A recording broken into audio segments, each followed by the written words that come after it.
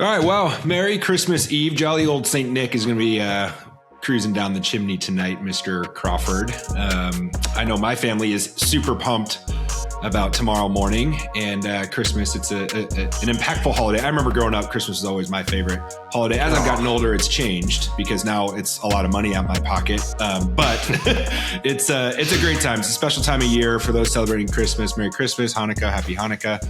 But this is our Christmas Eve episode, and we thought it would be just do a quick hitter talking about our Christmas list or wish list for today and also going into the new year. And kind of broke it down into 4 different areas. Like, okay, what's our Christmas wish list for business? What's our wish list for personal, like for ourselves? What's the one for family, spouses, kids, whatever? And then maybe some other random item. And we'll probably be in and out of here in 15 minutes or so on this episode, so you can get back to celebrating the holidays with your families and loved ones. So Phil, what's on your Christmas wish list, man? What do you want to start with? Oh man, letter to Santa's in the mail.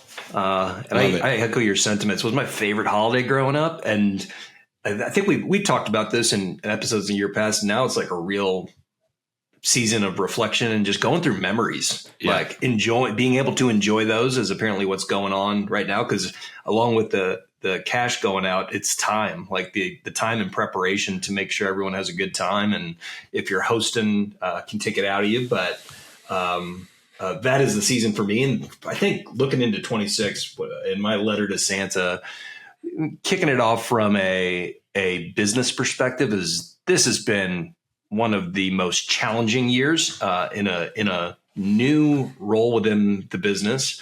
A lot of great work done, but I think that 2026 is going to be delayed fruits of that labor. And so I'm looking forward.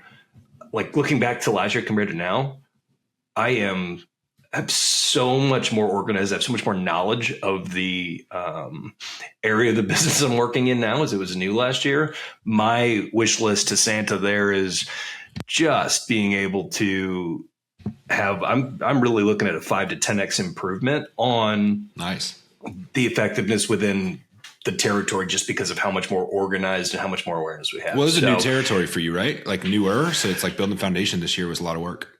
Completely new, a lot of foundational. And we were pretty effective, but the processes that we put in place, I mean, the knowledge that I have about the space right now and my team, we are looking to go big time. So it's kind of the same list as every year. Just go out in a sales function and bring in as much bookings and solve as many problems in my client base as possible. That's my wish list there. It's kind of on the list every year to Santa though. So yes, I'll kick it back to you. You don't have to go in the same pillar, but what's on your list? Yeah, I'll start in the business side. We'll just kind of follow the theme here. We're having in the payroll business, we're having a record quarter. This is the strongest quarter we've had ever. Kudos to my business partner, Jamie Anderson. She's the best closer in the business. She's absolutely dominating.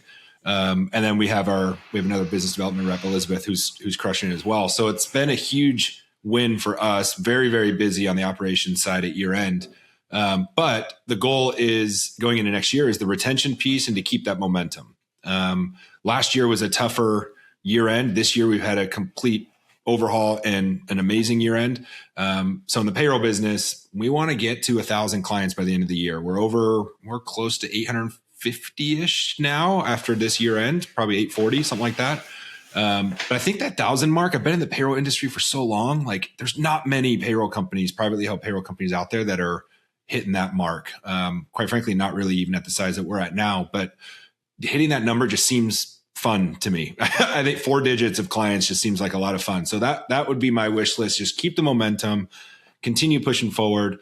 But then from a creative business aspect, for my side stuff, like working with small businesses to build out their podcast would be a lot of fun. I'd love to help, 4 or 5 new small businesses launching their podcast. I'd love to get in front of more groups and speak on the OppoFlow mindset. I took a year off from that. I did a couple of things throughout this year, but 2024, we did a couple of jump workshops, like, so I'm toying with the idea of bringing that back. And so I'm wrapping my head around getting back out there and doing some of this OppoFlow stuff. I just think it's impactful. And what's interesting is people I've talked to who know that I've done this and do this, they bring it up. They use OppoFlow. They use it and they're like, yeah, Oppo, it's like OppoFlow, man. And so like, it's really cool for me as the more and more I hear that from outsiders who know what that is or what that can do for themselves to open their eyes up to more opportunity. Like I need to push back and really double down on that. And that's my wish list, is to build up the confidence and the evidence from years past to kick that off again. I just think it's going to be really fun. That's why we're rapping on here, man. It couldn't be more similar. I think we both really focused back in on the businesses this year, and it was needed. Yeah. But the work on these passion projects that are hopefully helping others. I think they are. We didn't pump the brakes on the podcast at all, but we put our focus really back into the business. And I'm with you. The accountability group that we have around us now is like, how is, your hypnosis practice? How's the podcast going? How are all these things? And I've been pretty straightforward and said, I've been trying to practice what I preach and single task on the most important pillar right now, which has been, well, first, health, my family unit, and the business. So I'm with you. I think this year's we get back to focused flow states and being able to compartmentalize and do all of the work and do it intentionally, right? All right, so what about segue? What about personal? What do you perfect segue on the personal? As I kind of listed out that priority list, it's been a I had everything dialed going into this year. And you and I have talked a little bit about it. Blood work done in the beginning of the year, and everything came out great and was feeling so good to the start to the year. And then had some interesting challenges mid-year. Won't get into too much detail, but I'm looking forward to going through the blood work process again. And it's going to be pretty meticulous on both it's energy level, right? Like really going back into mapping energy level as we approach our 40s. That's like 3 weeks for me, dude. I'm getting up there. I know, coming up, decade. Not that it's just a number, but it's how I'm feeling. And this has always been a priority, but now it's just like ever present. So, and that coincides with, I'm kind of going with a double dipper here. We're going to be hitting 7 years of marriage, and Paul is on the same journey too, with how do we go into this middle ages of our life when we're really in prime earning years?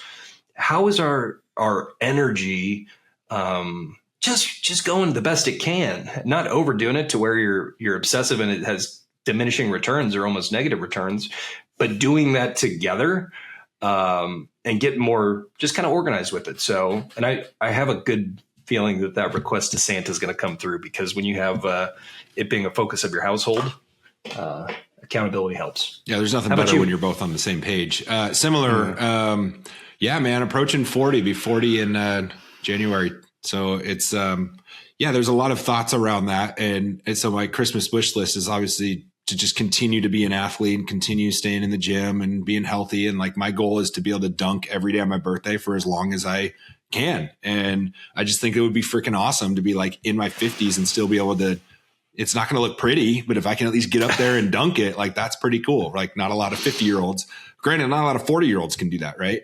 And so, I don't want to talk about it. Yeah. My Christmas wish list is to be able to dunk in the next 4 weeks on my 40th birthday. Being 6'4" and not being able to dunk so close is the most embarrassing thing. And so thanks for rubbing that in. Yeah. You just got to get a few extra squats in there in the gym and, do some plyometrics or something. All the things. But yeah, personally for me, health is the biggest thing. But really just being okay with attacking the right things, the right actions, no matter what other people think. Sometimes I hold myself back because I don't know, I'm a victim of that. Like I put myself like, I don't know if that'll work, or I don't know what someone else will think about it. Should I go all in on that? So I think my Christmas wish list is just be like, if I feel it, if I want it, which I do a pretty good job of it, but there's still some things that hold me back. So it's just living freely and just going for it and just making things happen, because you're turning 40 and you're really starting to think about what the second half of your life looks like. And who cares, right? And so that's kind of my Christmas wish list, to just get my mind right for that. There's a lot of really cool ideas that I have that I won't share today, but it's something that I'm just going to start really, really getting after it on. But with the family stuff, I'm all about experiences. So I saw this video on, it was like a reel on TikTok or Instagram or something like that. And it was like a mom asking a 14-year-old daughter and was like, hey, do you remember all the presents that you got? Like, can you remember one present that you got for Christmas last year? And the girl was like, no, not really. And she's like, well, can you remember last year's vacation, family vacation? And she was like, oh yeah, we went to Hawaii and we did it and we did this and we did that and like everything, remembered everything. And it was the best time and it's the experiences. And we always think about getting all these gifts for Christmas. And yeah, like it's nice to be able to open gifts, but your kid, like you don't remember those things. Like they don't last long. And so my whole Christmas wish list this year and like what I'm giving to my family is all about experiences. So I actually have experience for Kim, I have experience for Jack, and experience for Victoria that I'll give to each of them as a gift from Daddy-O. And so that's my Christmas wish list for them, is to build more experiences next year. Kim and I already have 2 long weekends on the books, which is taking a page out of Matt Gardner's book of planning vacations first and then working around that. And that's the goal in the Christmas wish list for 26, is planning those things out now. So that way we can work around those and just building experiences with the family all of this year and getting everyone on the same page and excited about that. Yeah, it's so awesome. And I think that I really feel there has been a huge shift on that. Maybe it's us millennials getting older, but more conversations. People are, whether it's the mass hypnosis or not, people are saying experiences over things. And we have such ability to just, if I want something, it's either at my front door or I go get it real time. I'm not, dude, I've always been like, adventure drives happiness. I think I still have a pair of basketball shorts. Like I don't buy clothes for myself. Like I've always been that way. But sometimes people in the household, wink, wink, Kim, don't listen to this episode. She loves to travel, but she, there's some things that she likes to have too. And so that's okay. But it's like, I'd rather, we spend our money traveling more so than anything. And so I think that's what drives happiness in the household. So building those experiences is such a key pillar, in my opinion. I have one that wasn't on my list before we ripped here. What's that? It's kind of a open reflection. I think I've told you this. This is the first year in the last 6 that I didn't engage or hire a coach. And it was by design. It was, does my model work as what I'm trying to build out on the coaching to allow people to enable themselves, working on the subconscious mind? I'm like, can I do it? And it's just a slap in the face, silly me. I'm still in the phase, and I think I always will be, to have a neutral party and a coach that's holding me accountable to everything that we're talking about in this podcast. And so that is on my list as well. I've been so intentional for the most part in picking out those people. And I think that was a part of the hesitation, is like, who maps the most closely for this next phase? And so I'm glad we had this conversation because it's been on my mind. And the good thing about, I think, these, Stephen, is that even though we wrote our letters to Santa, these are in our wheelhouse to control what we get. Yeah, that's a really good one, dude. I like that one. My random wish list item is a new basketball and and some blue light glasses so my eyeballs don't fall out staring at this screen. But we were talking about that this week. People say that those are a gimmick. I disagree. We have them on at 6 p.m. As soon as the sun goes down, we throw them on in the household if we're on screens, which we are, unfortunately, going right up to bed. Still haven't been able to shake that one for the most part, but they'll help, man. They will. Yeah. Well, I have these, if you're watching on YouTube, you can see I got these grandfather yellow light, blue light glasses or whatever. Yours are way cooler. You look like, dude, do you know who you look like? The guy from Can't Hardly Wait?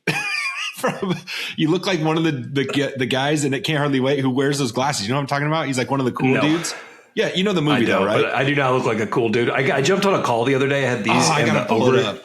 I had the over the headphones. He goes, "You look like you're at a gun range." It's so funny. Yeah, I gotta pull it out. It's Mike, Jennifer Love Hewitt's in the movie. You know what movie I'm talking about?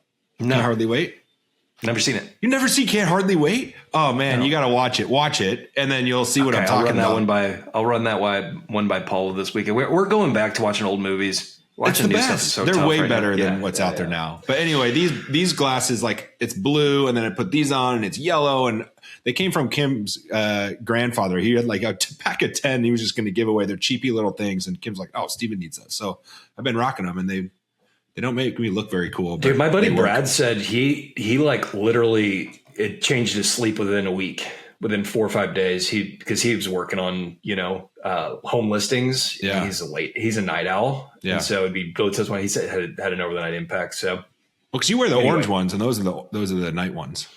Yeah, and that's the thing. You're going to want to buy multiple pair because I keep one just in my computer bag for travel, one in the office, and one to buy the bed. Just it's a convenience. They're not that pricey. They can be pricey, but anyway, buyer beware. Yeah. Well, all right. Well, Merry Christmas, everybody. Quick episode for you. I hope everyone gets what they want for Christmas and spend that time with your loved ones. Enjoy that time with your family, and keep those emotions in check. They can start to run wild around the holidays. True that. Have some good eggnog. Happy holidays, everybody. Adios. That's the bamboo